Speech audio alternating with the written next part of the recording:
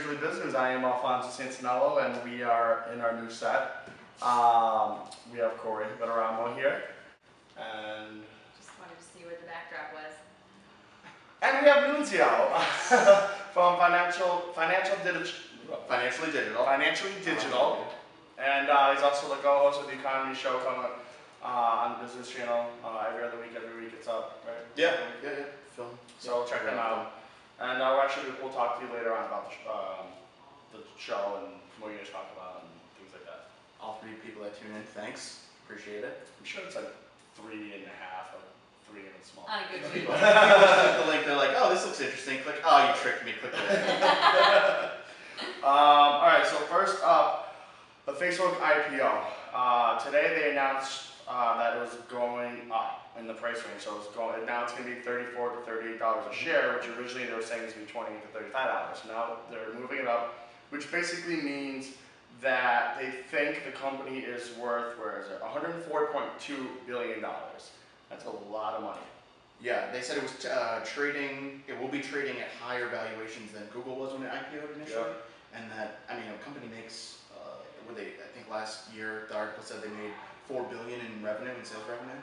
Yeah. And that it's only going to keep growing. Yeah, they were saying that it was going to be bigger than McDonald's and Citigroup. Mm-hmm. Yeah, their market cap. Yeah, so I mean, I don't know how this is going to affect the users in a way, you know what I mean? Because now it's like really going to be turning into a money-making machine. It's not like a social network per se anymore. Yeah, you know, it's we need to make this money, or you know.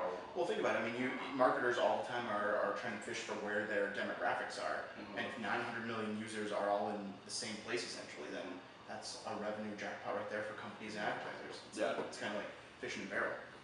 They're also saying that the IPO could bring in about $12 billion worth of additional revenue to the California residents, to their personal income. Yeah. So that's a plus too. Yeah, I mean let's see, they're saying that they're in a position to surpass UPS, which UPS was the most valuable company in history to go public in the U.S.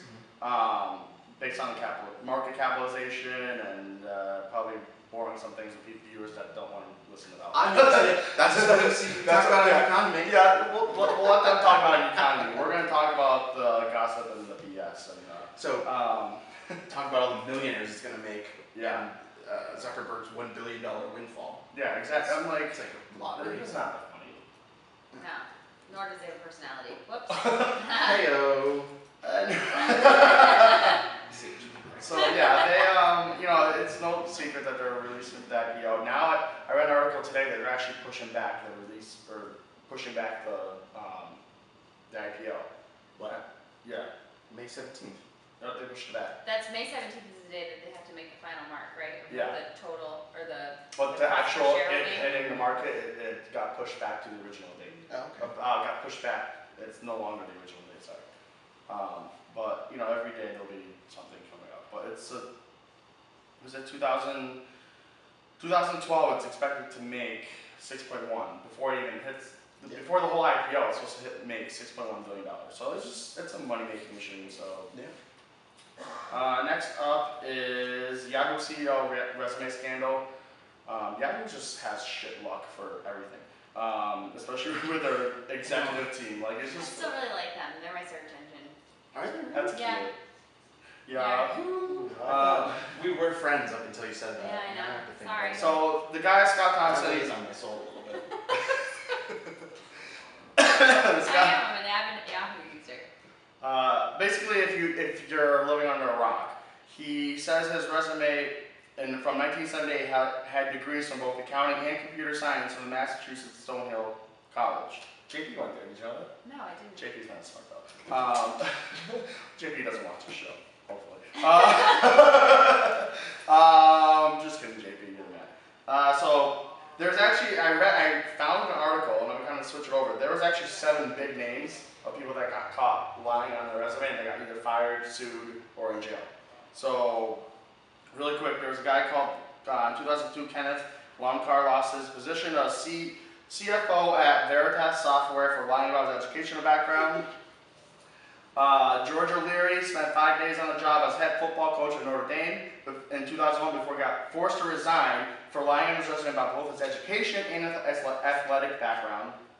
Former president of the U.S. Olympic Committee, Sandra Baldwin, resigned from her position in 2002 after admitting lying about her past college degrees.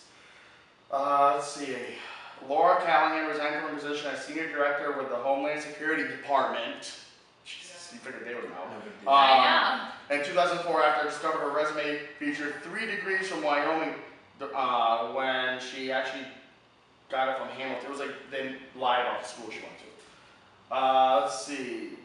Ronald Zarella, he was CEO of Boston Loan. Sounds a little Jewish. More than let's see. He lost his job in 2002 and forego 1.1 million bonus after he realized he didn't have an MBA from university. Celebrity chef Robert Irvine. I never heard of him. He had a show on the Food Network. He got fired from the Food Network and was not. He was pretty much said that he cooked for the royal family in Britain and for the White House. Those are things you should lie about. You know? I know. I just can't believe that people would, as high up as they are, would think that they would just be able to get away with it. People are going to critique every move that they make, everything that comes out of their mouth. Yeah, for sure. And wow, words. I was so excited to speak. And you have to be able to perform, so your resume kind of shows where you've been. Right. So in like Yahoo's example, it kind of makes me sad because I use Yahoo Finance all the time for news and quick evaluation and analysis on stocks and stuff. But if you can't perform or not performing and you're dragging this company's name down with you because of some padded resume, that's kind of terrible. Yeah. Yeah. They, it's just, it's, people lie on a resume, but it's probably like for a Joe Schmo regular position. But some of them actually started off as like entry-level positions, but they built themselves up and they figured it was like too late to switch or to whatever until it was too late, and then now they have to live with it the whole life. How do you check something like that? If I said I cooked for the White House, I don't think you could The just woman call in for and well, ask. the woman Yeah, for when the you're that high up, I mean, people are going to do their research. They're going to, especially people who are jealous of you. Yeah, what's that kid? I can't remember her name. The one who for the house, the security, she didn't know things that her employees were asking her. So one of the employees went and did the research and found out, she's a dumbass. Like didn't know How do anything. they get Right, hold of can't her do the resume, job. though? That's You crazy. contact the school. Like when you apply for a job and you put where you went to school, you have to send. Disclose that information? Yeah, transcripts. They can request it. Yeah. So It's kind of like checking a reference. What kind of research have you done on me, Al? well, I don't really have to do much. I've known you since almost pretty much in diapers. Not really, but. We'll probably know each other still when we're there. I'm on. And to the next one. Yeah, me too. So next up, woman is sold wrong foreclosed home because A, this is Mississippi. Wow. Just kidding. Wow. Just kidding. I thought you were going to say misrepresentation, and I was going to go, oh, okay, that makes sense. Well, okay. So this woman named Terry Jordan. So this woman named Terry Jordan was sold the wrong foreclosed home by a realtor. It wasn't informed until after she spent thousands of dollars on renovation. So I mean, she went in, she basically moved in. No, she didn't move in. She was just doing one of the renovations. She had a new roof, plumbing, and electric. Yeah, but the thing that kills me is they gave her the key, like she had the lockbox, she had the keys. Right. She was in there fixing that place. And How it does ended that up happen? being, the realtor then admitted it was the wrong house, and the house she was actually sold to her was a few feet away, half the size and full of mold. So pretty much the realtor tried to pull a fast one, which you don't think they will catch on. They claimed it was the mortgage company that put it out. So they had a picture of the home that was for sale, and then like off to the corner was another home. But not even, that wasn't even in the picture. And all the stats were for the house in the picture. Right. Yeah, I mean, The addresses didn't match. no. I blame it on the realtor, I mean, come on. And the sadder part is, or if there is a sadder part is, she put some money into it, but no attorneys will take the case because in order to collect, it's only a few $1,000s, the article said. Right. So it's not enough of a windfall for an attorney to want to put that kind of effort into. Right, too much red tape, they said. Yeah. But I mean, they're talking a lot of money. I mean, if it was me, I figure a new roof that's like between $7,000 to $10,000, new electric, new plumbing. Forget it.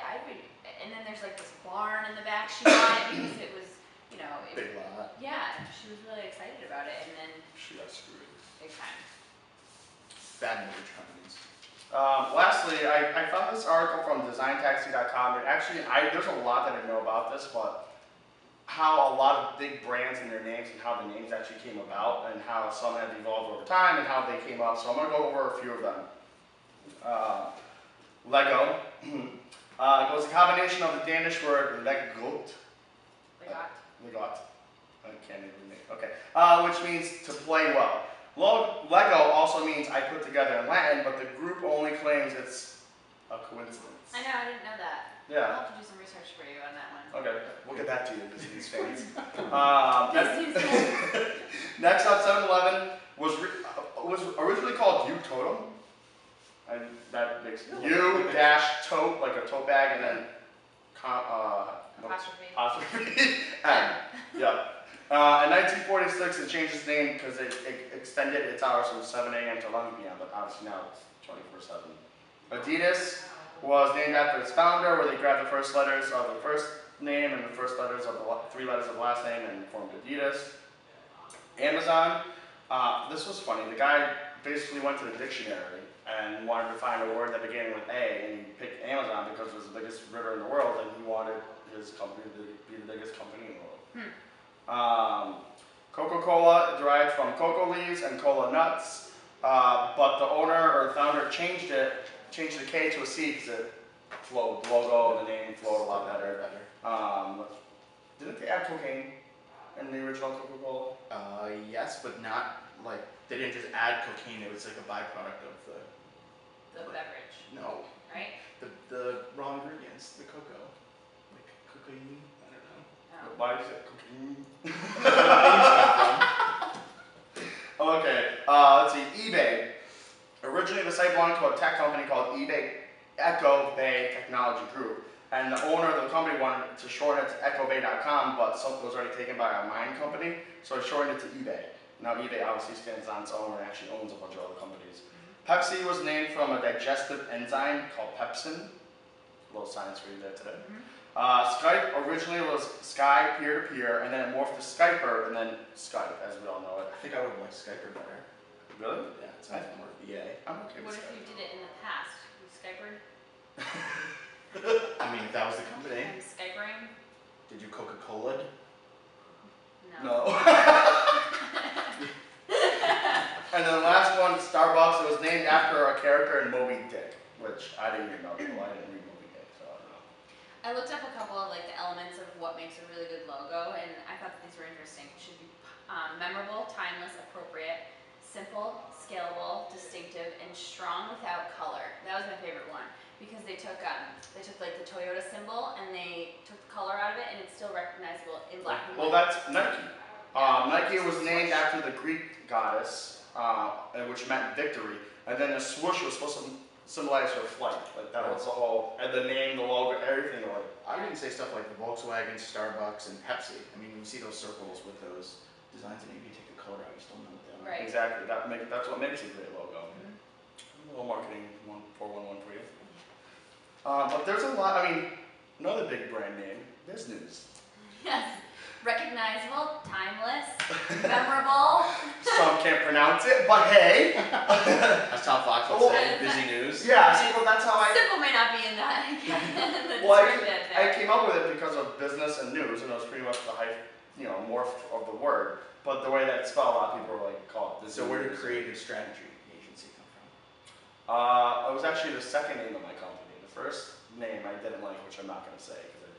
No, come on, this is, I mean, It was, talk about where Lego came from. Confessions of an Entrepreneur. That's a good show, another new show. That's an After Dark show. The Drinking's original always name, involved. the name was only for about a week, and this was like way before I even announced I was even building a company. And it was marketing exchange something.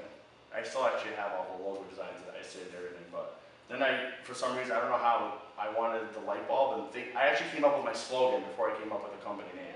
And my slogan was Think, Plan, Grow, and then Creative Strategy Agency kind of just fell into it, and fell in love with it. 3 years ago. And then Businews was born, and now you guys are here, and before I know it, we'll be retiring. Still behind this desk. Yes. All right, so we'll be right back with news. Extra diapers. I won't be here. And drink in hand. And we'll be back with Nunzio, and we'll go over what economy is, why you guys should watch, and yeah, see you guys in a minute.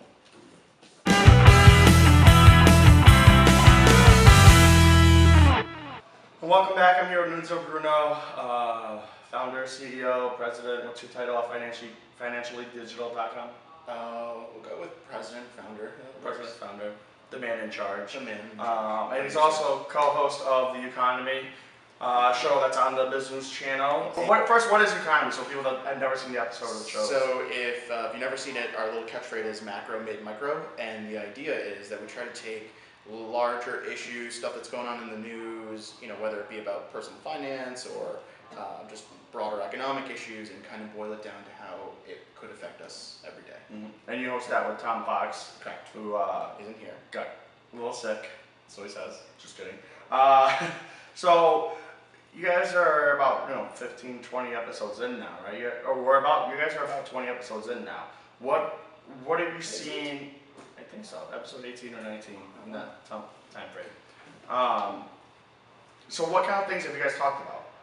Oh wow, a lot of stuff. So we talked about, we do like a lot of, we've done personal savings, using credit wisely, banking, what's going on in stock markets, how to save money on gas, all kinds of stuff that people can use every day. That's the goal.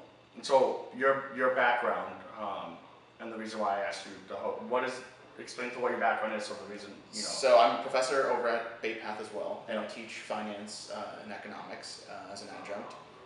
The consulting, the world that I came from was traditionally financial planning, and then I moved into consulting for businesses, municipalities, and I still do a bit of personal coaching, but it's more broader economic planning now, strategic planning.